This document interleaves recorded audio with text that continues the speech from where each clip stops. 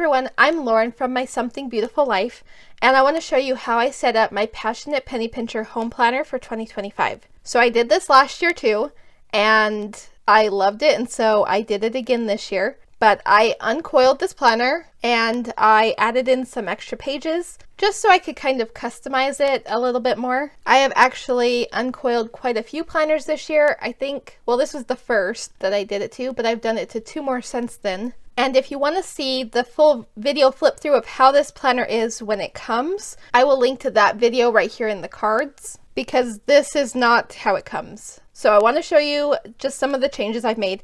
I didn't go as extreme this year as I did last year. In fact, in last year's video, I showed you how I uncoiled it and put everything in. I've already done it, so I'm not going to make you sit through that again. But if you are interested, I will link that one in the description as well. So most of the changes I've made have either been in the beginning of the planner or in the end of it. I didn't change anything within the individual months. Although, one thing I will point out, I did switch out my tabs, and that was more for aesthetics than anything else. And since I already had both of the planners uncoiled, I figured I might as well. And by both of the planners, I mean this one and last year's, which I uncoiled again to take some of the pages out so I could put them in here. But this planner originally came with blue tabs, which were fine. I didn't hate it. But when I noticed that the other one had these cream colored tabs that perfectly matched this planner, I wanted the cream colored tabs.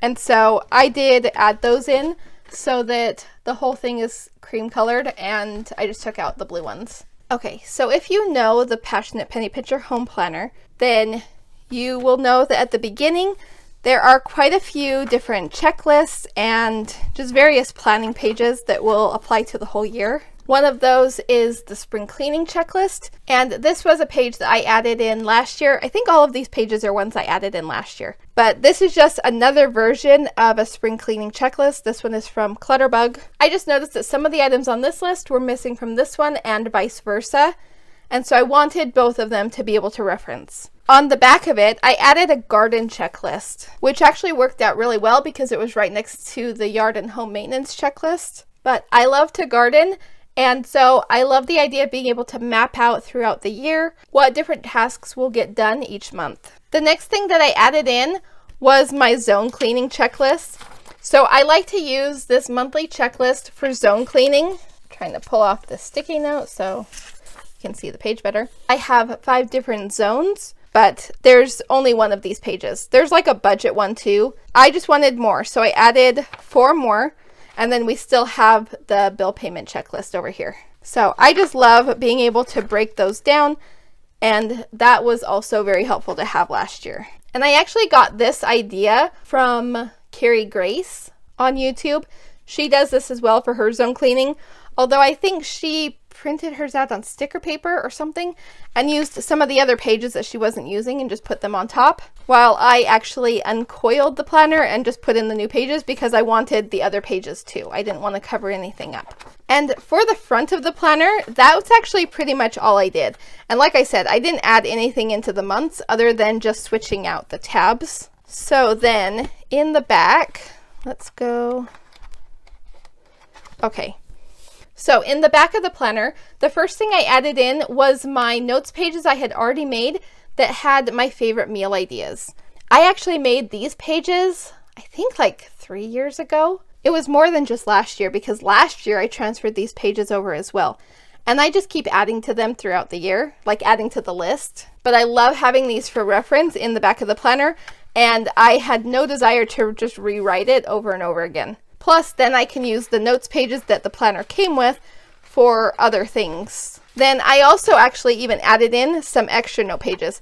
I can tell that these are the ones that I printed because the notes are smaller and it's like not aligned the same. So I have a few of those that I added in, and then it goes back to the original one that was here. So I just kind of tucked those ones in between the existing notes pages.